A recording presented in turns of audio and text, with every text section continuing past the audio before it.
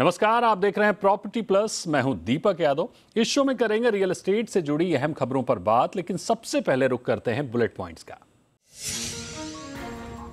बेंगलुरु में आसमान छूते प्रॉपर्टी रेट पर नो ब्रोकर का सर्वे। किन इलाकों में सबसे अधिक बढ़ा किराया, बाकी आईटी शहरों में कैसा है घरों का रेंट। नो ब्रोकर के को फाउंडर और प्रॉपर्टी एक्सपर्ट्स के साथ बारीक चर्चा।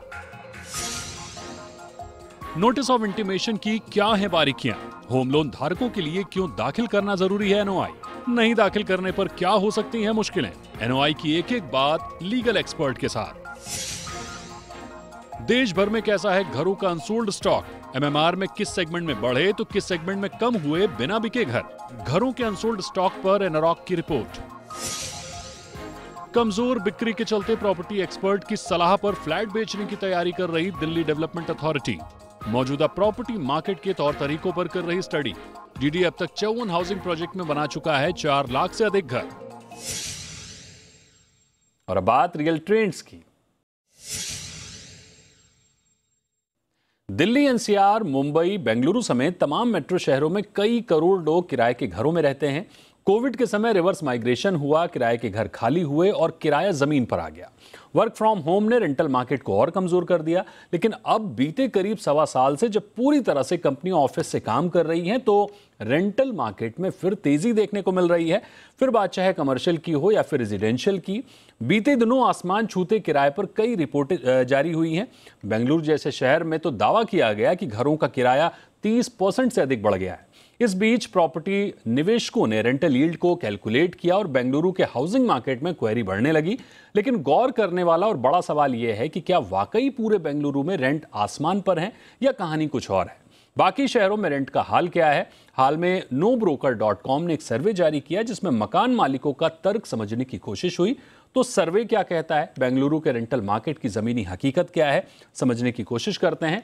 आखिर क्यों आईटी सिटी बेंगलुरु में किराएदारों पर किराए का बोझ लगातार बढ़ता जा रहा है और आगे किस तरह का ट्रेंड रहने वाला है। हमारे साथ 2 खास मेहमान हैं। हमारे साथ हैं अमित अग्रवाल, को फाउंडर एंड सीईओ nobroker.com, और रवि सिन्हा है हमारे साथ, सीईओ ट्रैक टू रियल्टी। तो बहुत स्वागत करेंगे अमित जी और रवि जी आपका हमारे साथ जुड़ने के लिए।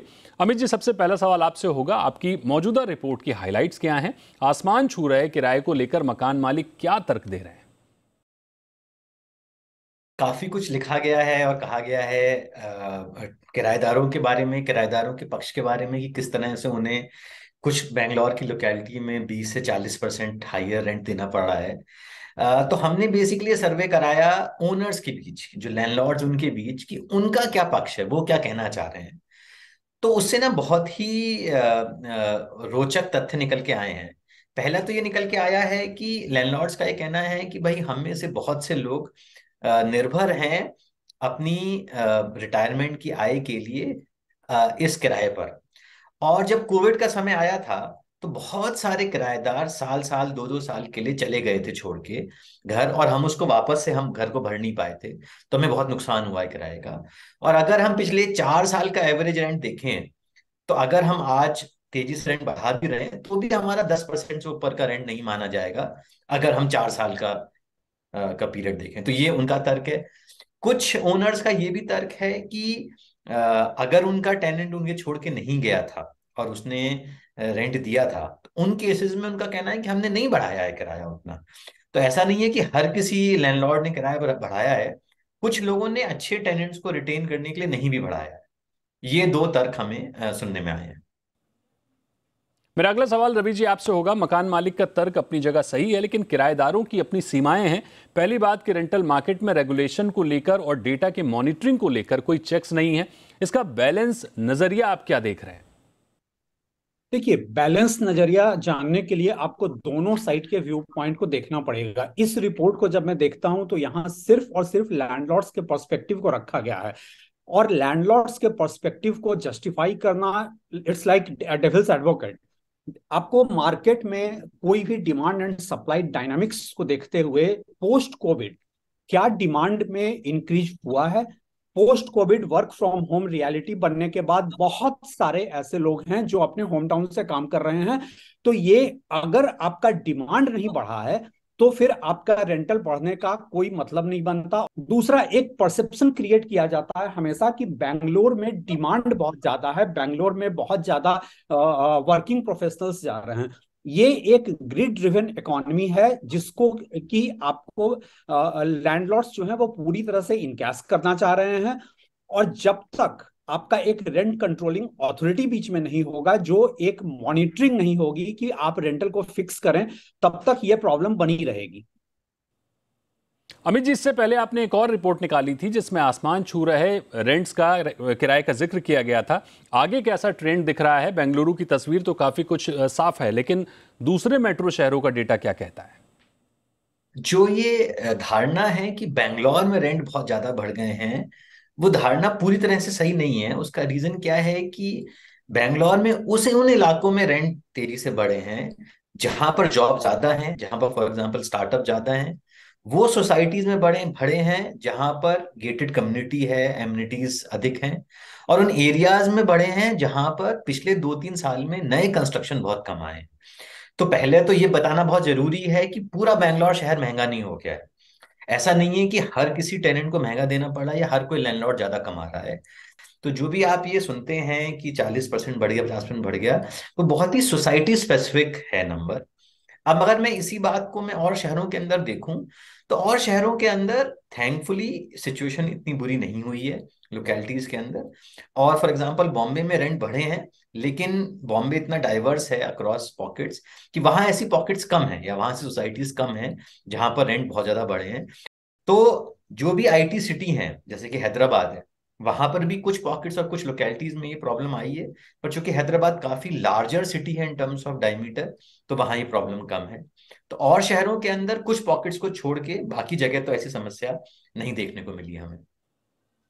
अमित जी, बेंगलुरु में जिन पॉकेट्स की बात आप कर रहे हैं, जिनमें किराया सबसे अधिक बढ़ा है, दरअसल वो कौन से पॉकेट्स हैं, वो बताइए एक बार।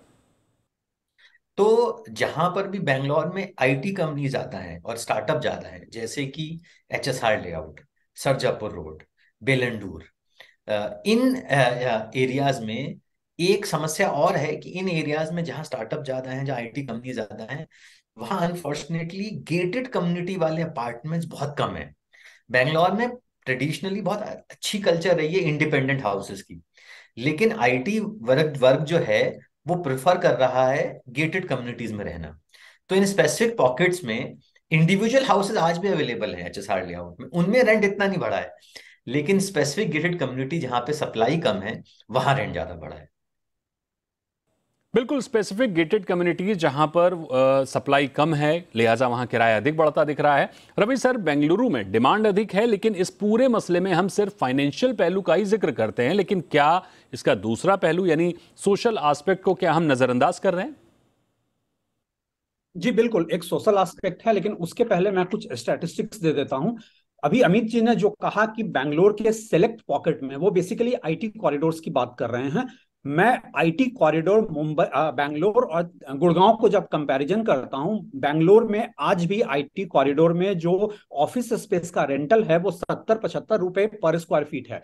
गुड़गांव में वो 90-95 रुपए पर स्क्वायर फीट है। लेकिन फिर भी गुड़गांव में रेजिडेंशियल का रेंटल कम है। सिमिलरली जब आप हैदराबाद में जाते हैं, तो हैदराबाद का जो आईटी कॉरिडोर है, हाईटेक सिटी है, वहां पे रेंटल्स में आप देखें, ऑफिस स्पेस का रेंटल जो है 60 से 65 रुपए पर स्क्वायर फीट है।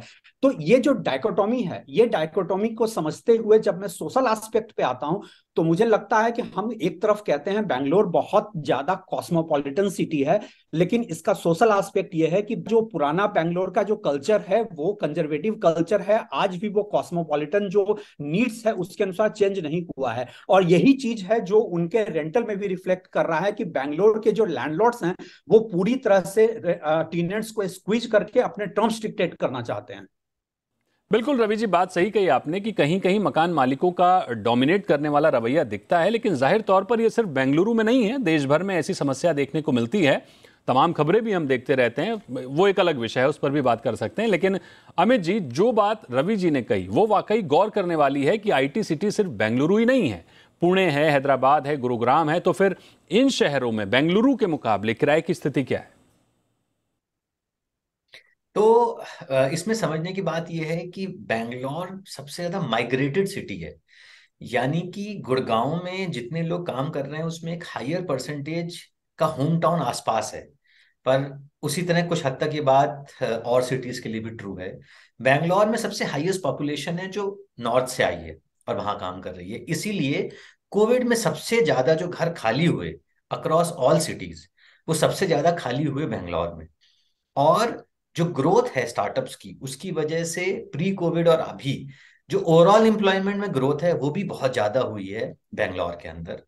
तो मेरे ख्याल से ये इस वजह से ज्यादा हुआ है क्योंकि वेकेट करने की एक्टिविटी भी बेंगलोर में ज्यादा हुई थी। और जो स्टार्ट और जैसे कि गुड़गांव में गेटेड कम्युनिटी बहुत है। ठीक। आईटी हब के पास गेटेड कम्युनिटी बहुत है। सिमिलरली हम्म। हैदराबाद में भी गच्चीबोली के पास गेटेड कम्युनिटी बहुत है। लेकिन आप हम्म। बैंगलोर आइए, बैंगलोर में एचएसआर लेआउट में मुझे आप गेटेड कम्युनिटी का नाम बताइए। एक भी गेटेड कम्युनिटी नहीं है पूरे एचएसआर लेआउट के अंदर। ठीक बात है। कोरमंगला में एक कम्युनिटी है, गेटेड कम्युनिटी, बाकी कहीं पर कोई स्विमिंग पूल नहीं है। अब वो चूंकि इसका रीजन ये है कि बैंगलोर कभी डिजाइन ही नहीं था आईटी हब बनने के लिए। गुड़गांव तो हम्म। डिजाइन हुआ, गच्चीबोली तो डिजाइन ही उस तरह से हुआ।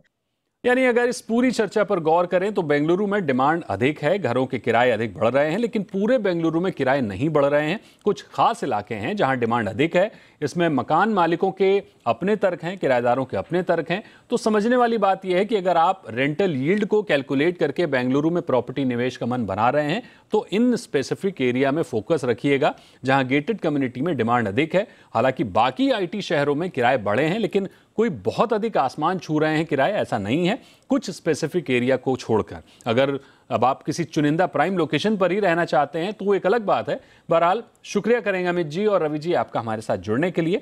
बढ़ते हैं अगले रियल ट्रेंड्स की ओर। महाराष्ट्र में तमाम घर खरीदारों को एनओआई यानी नोटिस ऑफ इंटीमेशन मिला है। जिन्हें इसके बारे में पता था उन्होंने सब रजिस्ट्रार ऑफिस में इसकी सूचना देकर छुटकारा पा लिया, लेकिन तमाम लोग दुविधा में हैं, उन्हें जानकारी इसकी नहीं है। कई लोगों ने हमसे संपर्क किया, इसकी जानकारी चाहिए, लिहाजा ये सेगमेंट नोटिस ऑफ इंटीमेशन पर है। आसान शब्दों में कहें तो जो लोग होम लोन लेते हैं उनकी ये जिम्मेदारी होती है कि वो प्रॉपर्टी पर लिए गए होम लोन का लिखित समझौता रजिस्ट्रार को पेश करें ताकि उस प्रॉपर्टी पर दोबारा कर्ज न लिया जा सके और आप किसी भी तरह के वित्तीय धोखाधड़ी से बच सकें। इसके लिए प्रॉपर्टी रजिस्ट्रेशन से 30 दिनों की मियाद होती है, यानी इस दौरान आपको एनओआई दाखिल करना होता है। एनओआई दाखिल नहीं करने पर दंड का प्रावधान है। तो आज एनओआई की बारीकियों को समझते हैं। हमारे साथ मौजूद हैं विनोद संपत जी जो कि लीगल एक्सपर्ट हैं।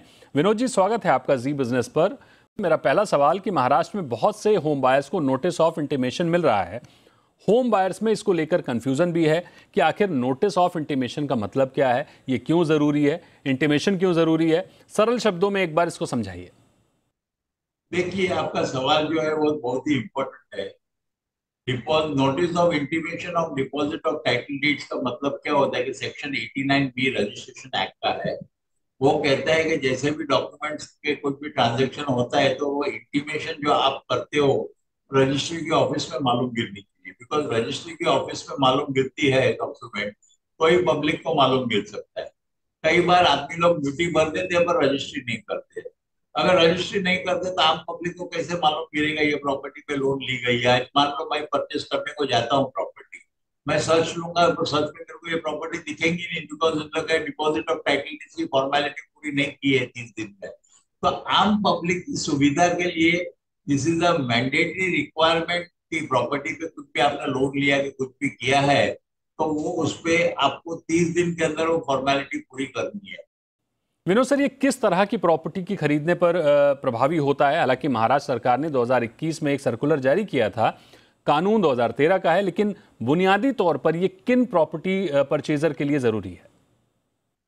एक महीने में it is expected this to be registered, वरना पेनल्टी करके ओपन रजिस्टर कर सकते हैं।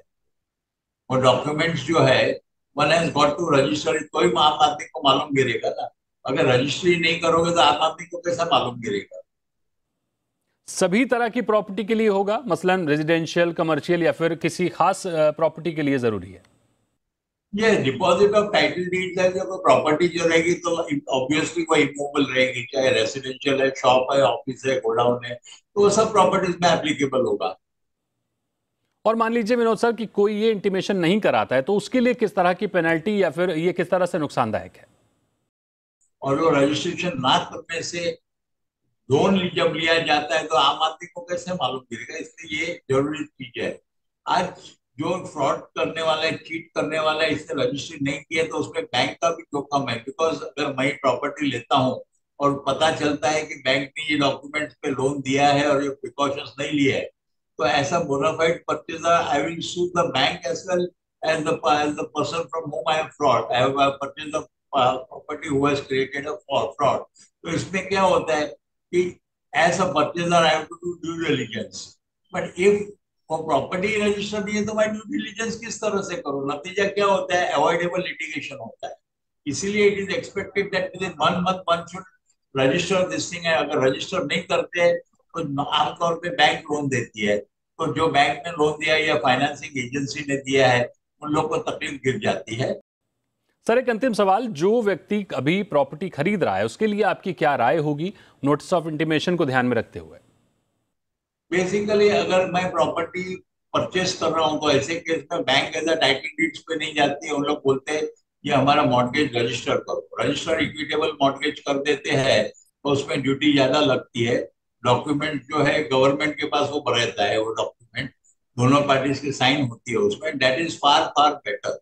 But if you look at the financial aspect, मेरे को 2 महीने के लिए लोन लेना है तो क्या ये उचित रहेगा कि मैं इतना सारा ड्यूटी भरूं और 2 महीने के पैसे के लिए करूं? तो that we have to go for deposit of title deeds. इसलिए हर चीज में हर पर्टिकुलर चीज का फायदा भी है, गैर फायदा भी है। अगर in the period is long, जैसे कि आप प्रॉपर्टी के सामने लोन लेते हो तो कई बार जो परचेजर है 10 साल 15 साल का रिपेमेंट का पीरियड रखता है और 1-2 महीने के या शॉर्ट पीरियड का टेन्योर के लिए है, then one may go for deposit of title. यानी ओवरऑल समझें तो एनओआई को नजरअंदाज बिल्कुल ना करें। इसको दाखिल करने की जिम्मेदारी कर्जधारक की है, ना कि कर्जदाता की। सबसे बड़ी बात कि आप इसके बाद अपनी प्रॉपर्टी पर होने वाली धोखाधड़ी से बच जाते हैं। साथ ही ये दस्तावेज इसमें शामिल पक्षों यानी सोसाइटी, बैंक और आवेदक के वित्तीय अधिकारों और हितों की सुरक्षा करता है। तो बहुत शुक्रिया करेंगे विनोद सर हमारे साथ जुड़ने के लिए और एनओआई पर विस्तार से बात करने के लिए। तो यहां लेते हैं एक छोटा सा ब्रेक के बाद भी प्रॉपर्टी प्लस जारी है और रुक करेंगे अनसोल्ड स्टॉक का, यानी जानने की कोशिश करेंगे कि एमएमआर में अनसोल्ड स्टॉक तो बढ़ा है लेकिन लग्जरी प्रॉपर्टी में अनसोल्ड स्टॉक कम क्यों हुआ है, क्या वजह है, जानेंगे छोटे से ब्रेक के बाद।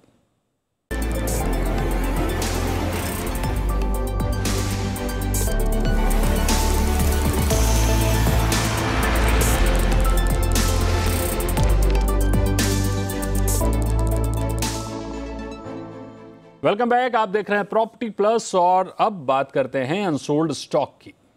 एमएमआर यानी मुंबई मेट्रोपॉलिटन रीजन में 2023 की पहली तिमाही के दौरान अनसोल्ड स्टॉक यानी बिना बिके घरों में एक नया ट्रेंड देखने को मिला है। एक और जहां ओवरऑल अनसोल्ड इन्वेंट्री सालाना आधार पर 13% बढ़ी है, तो वहीं 2.5 करोड़ से अधिक कीमत वाले घरों का अनसोल्ड स्टॉक 24% कम हुआ है। प्रॉपर्टी कंसल्टेंट एनोरॉक की रिपोर्ट में ये डेटा निकल कर आया है। नजर डालते हैं पूरी रिपोर्ट पर।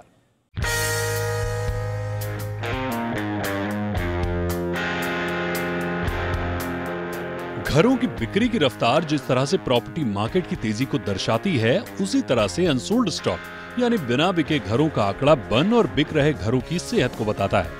प्रॉपर्टी कंसल्टेंट एनोरॉक ने 2023 की पहली तिमाही में एमएमआर यानी मुंबई मेट्रोपॉलिटन रीजन के अनसोल्ड स्टॉक के आंकड़े पेश किए। इस रिपोर्ट में सभी सेगमेंट में पिछले साल यानी 2022 की पहली तिमाही में 1,77,560 घरों को ग्राहकों का इंतजार था, यानी ये अनसोल्ड स्टॉक था। तो वहीं 2023 में यह आंकड़ा 13% बढ़कर 2,540 घर हो चुके हैं। भाव के आधार पर देखें तो 40 लाख तक के बिना बिके घरों में पिछले साल के मुकाबले 6% का इजाफा हुआ। ये संख्या पिछले साल 50,860 से बढ़कर 53,970 हो गई। 40 लाख से 80 लाख रुपए तक की कीमत वाले घरों का अनसोल्ड स्टॉक सबसे अधिक 33% बढ़ा। ये संख्या 40,250 से बढ़कर 53,550 हो गई। 80 लाख से 1.5 करोड़ के घरों के अनसोल्ड स्टॉक में दूसरा सबसे अधिक इजाफा देखने को मिला। ये संख्या बीते साल 43,140 थी, जो अब 53,080 हो गई। 1.5 करोड़ से 2.5 करोड़ तक के घरों में 7% का इजाफा हुआ और ये आंकड़ा 22,830 यूनिट से बढ़कर 24,420 यूनिट हो गया। सबसे बड़ी राहत की खबर लग्जरी सेगमेंट में है, क्योंकि यही वो सेगमेंट है जिसमें अनसोल्ड स्टॉक बढ़ने के बजाय 24% कम हुआ। बीते साल इस सेगमेंट में 20,480 घरों को ग्राहकों की तलाश थी, वहीं अब यह आंकड़ा महज 15,520 यूनिट का रह गया। यानी 100 बात की एक बात कि MMR रीजन में एक बार फिर लग्जरी सेगमेंट के घरों की जबरदस्त मांग दिख रही है। इसके अलावा 2023 की पहली तिमाही में सभी टॉप 7 शहरों में नई सप्लाई बढ़ने के बावजूद इस दौरान सभी बजट सेगमेंट में कुल मिलाकर बिना बिका स्टॉक स्थिर रहा। ये Q1 2022 के अंत तक लगभग 6,28,000 यूनिट था और Q1 2023 के अंत तक लगभग 6,27,00,000 यूनिट रहा है। ब्यूरो रिपोर्ट, जी मीडिया। तो आज प्रॉपर्टी प्लस के इस शो में फिलहाल इतना ही। आपकी कोई राय या सुझाव हो तो हमें जरूर लिखिए। अगले शो में मिलेंगे प्रॉपर्टी जगत की कुछ और खबरों के साथ। तब तक के लिए नमस्कार।